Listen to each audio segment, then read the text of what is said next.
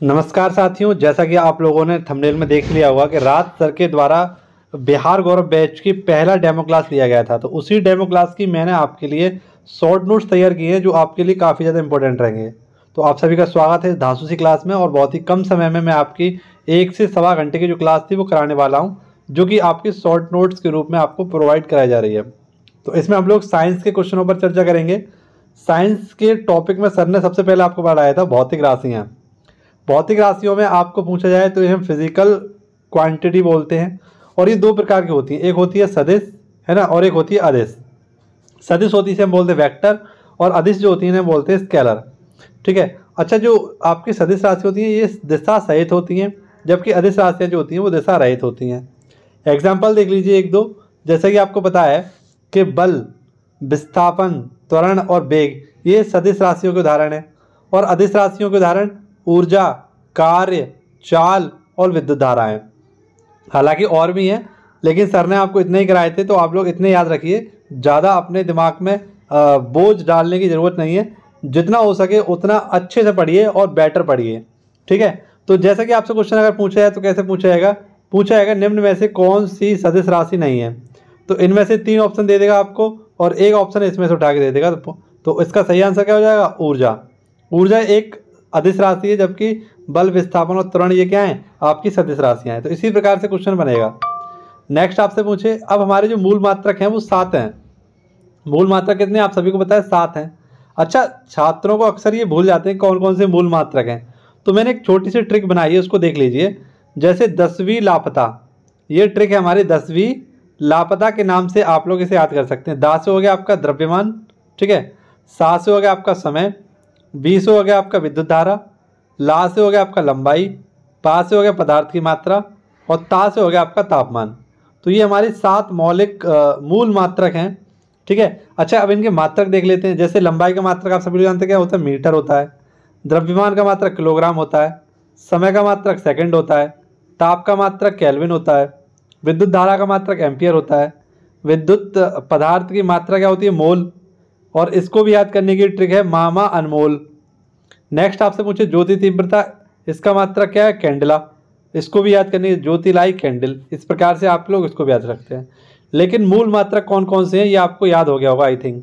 अगर वीडियो आपको अच्छी लग रही हो, ऐसे ही इसी प्रकार से आपको भी और भी टॉपिक हैं और भी ट्रिक हैं, उनकी सहायता से समझाऊंगा। तो वीडियो को लाइक कर लेना, और चैनल ये आपके लिए काफ़ी ज़्यादा इंपॉर्टेंट है, तो इसको सब्सक्राइब करना बिल्कुल मत भूलना। ठीक है। तो अभी आप लोग सब लोग सब्सक्राइब कर लीजिए, जिससे कि आपको लेटेस्ट वीडियो नोटिफिकेशन मिलते रहें, और सर के द्वारा जो भी क्लासें आपकी कराई जाती हैं उनको मैं आपको शॉर्ट नोट्स के रूप में प्रोवाइड करा सकूँ, जिससे कि आपका कम समय में रिवीजन हो सके। तो जल्दी से चैनल को सब्सक्राइब कर लीजिए, और वीडियो अच्छी लग रही है तो लाइक कर लीजिए, क्योंकि इसमें मैंने सारे के सारे टॉपिक आपके लिए लिखे हैं। जितने भी टॉपिक सर ने कराए थे सब कराए हैं। अगली जो क्लास होगी उसके भी सारे टॉपिक मैं आपको कराने वाला हूँ। ठीक है।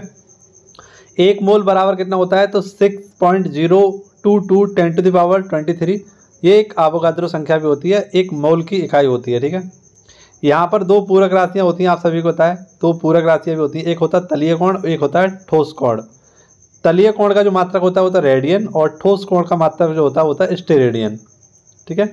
नेक्स्ट आपसे पूछे 1 प्रकाश वर्ष, तो इसका ये प्रकाश द्वारा 1 वर्ष में तय की गई दूरी को हम लोग क्या बोलते हैं? 1 प्रकाश वर्ष बोलते हैं। और इसकी कुल जो दूरी होती है वो 9.46 × 10⁻15 मीटर होती है। ठीक है। नेक्स्ट आपसे पूछे 1 पारसेक बराबर, तो दूरी की सबसे बड़ी इकाई होती है ये, और इसका मात्रक होता है 3.26 प्रकाश वर्ष।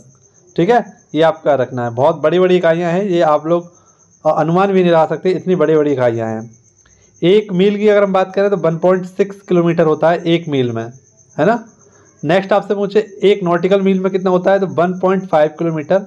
ये पानी में होती है, जो आपकी समुद्री दूरी होती है उसको नापने के लिए नॉटिकल का उपयोग किया जाता है। देखिए प्रकाश की गति, यहाँ पर छोटा सा पॉइंट है, इसको आप लोग याद रखना। प्रकाश की गति होती है 3 × 10⁸ मीटर प्रति सेकंड होता है, यानी 3 लाख किलोमीटर प्रति सेकंड की रफ्तार से प्रकाश की गति होती है। और निर्वात में ये मैक्सिमम होती है, निर्वात में ये मैक्सिमम होती है प्रकाश की गति। ऐसे आपसे पूछे 1 फुट में कितना होता है? तो 12 इंच होते हैं, और 1 इंच में 2.5 सेंटीमीटर होते हैं। ये भी आपको याद रखना है। अब यहाँ पर आपके लिए कुछ इंपॉर्टेंट चीज़ लिखी है, जैसे कि 1 किलो यानी 1 kb कह सकते हैं हम, 1 MB बोल सकते हैं, 1 गीगा बोल सकते हैं, 1 TB बोल सकते हैं, 1 PT बोल सकते हैं। तो इस प्रकार से होता है आपका 1 किलो में होता है आपका 1 MB में होता है 10⁻3। 1 मेगा में होता है आपका कितना 10⁻6। 1 गीगा में कितना होता है आपका तो 10⁹। 1 टेरा में कितना होता है 10⁻12 और 1 पेटा में होता है 10⁻15। ऐसी 1 मिलीग्राम में आपसे पूछे तो 10⁻−3। माइक्रो में पूछे आपसे 10⁻−6। नैनो में पूछे तो 10⁻−9। पीको में पूछे तो आपसे 10⁻12 माइनस लेकिन। और एक फेंटो में पूछे या नाभ की त्रिज्या इसमें नापते हैं 10⁻15 होती है। एंगस्ट्रॉम में 10⁻−10 इसका सिंबल ये होता है। और एंगस्ट्रॉम में हम तरंग दैर्ध्य को नापते हैं, जिसे हम लैम्डा बनाते हैं। क्या बनाते हैं? लैम्डा के रूप में इसे हम लोग जानते हैं। ठीक है। नेक्स्ट आपसे पूछे बल, तो बल यानी फोर्स होता है और इसका मात्रक होता है न्यूटन। 1 न्यूटन का मान होता है 10⁵ डाइन और इसका सूत्र होता है F = ma। बल का मात्रक होता है न्यूटन, ये आपका रखना बहुत इंपॉर्टेंट है। नेक्स्ट आपसे पूछे दाब, तो दाब को हम लोग बोलते हैं प्रेशर और एकांक क्षेत्रफल पर लगने वाला बल क्या कहलाता है? आपका प्रेशर कहलाता है। इसका सूत्र होता है दाब बराबर बल अपॉन क्षेत्रफल, यानी बल बट्टे क्षेत्रफल, और इसको हम लोग प्रतिफल भी बोलते हैं और इसका मात्रक होता है पास्कल। नेक्स्ट कार की बात करें तो कार यानी वर्क, बल गुणा विस्थापन, ये इसको जान सकते हैं हम लोग। इसका मात्रक होता है जूल, अर्ग या कैलोरी, इसको हम मात्रक के रूप में देखते हैं। और 1 जूल बराबर होता है 10⁷ अर्ग और 1 कैलोरी बराबर कितना होता है तो 4.184 जूल होता है। 1 कैलोरी बराबर 4.184 ये जूल में होता है। ठीक है। नेक्स्ट हम बात करें ध्वनि की यानी साउंड की बात करें तो इसमें क्या क्या होता है देख लीजिए। तीव्रता, तीव्रता किस में नापते हैं? इसकी तो डेसिबल में नापते हैं, आप सभी लोग जानते होंगे। गति अगर देखें तो गति किस में नापते हैं? तो मैक, जो साउंड की गति जो होती है वो मैक में नापी जाती है। निर्वात, तो निर्वात में इसकी जो चाल होती है बिल्कुल शून्य होती है, यानी गति नहीं करता बिल्कुल भी कौन? साउंड। जबकि सर्वाधिक इसकी जो गति होती है वो किस में होती है? वो ठोस में होती है। और ऑडिबल जो साउंड होती है हमारी वो 10⁻20 हर्ट्ज से 20,000 हर्ट्ज तक होती है, सामान्य मनुष्य के द्वारा सुनी जा सकती है। नेक्स्ट अल्ट्रासोनिक क्या होता है? तो ये 20,000 हर्ट्ज से अधिक की जो आवृत्ति होती है इसको चमगादड़ और डॉल्फिन के द्वारा सुना जा सकता है। ठीक है। नेक्स्ट अगर हम बात करें तो विद्युत धारा, विद्युत धारा क्या होता है? इसके आवेश जो होता है वो कूलाम में नापा जाता है, जबकि धारा इसकी जो होती है आवेश में प्रवाह की दर को हम लोग धारा कहते हैं। ये क्या होता है? तो I = Q/T। I यहाँ पर आपकी है विद्युत धारा और Q है आपका आवेश और T है आपका समय, जो किसके बराबर होता है? एम्पियर के बराबर होता है। वहीं पर हम लोग बात करें प्रतिरोध के बारे में, तो प्रतिरोध जो होता है हमारा, आप सभी लोग बताया विद्युत धारा जो होती है हमारी उसमें आपका जो गतिरोध उत्पन्न हो जाता है उसे हम प्रतिरोध कहते हैं। तो विद्युत धारा में जो गतिरोध उत्पन्न होता है उसे हम विद्युत धारा कहते हैं। इसका मात्रक होता है ओम। और ये 2 प्रकार के होते हैं, एक होता है श्रेणी क्रम का और एक होता है समांतर क्रम का।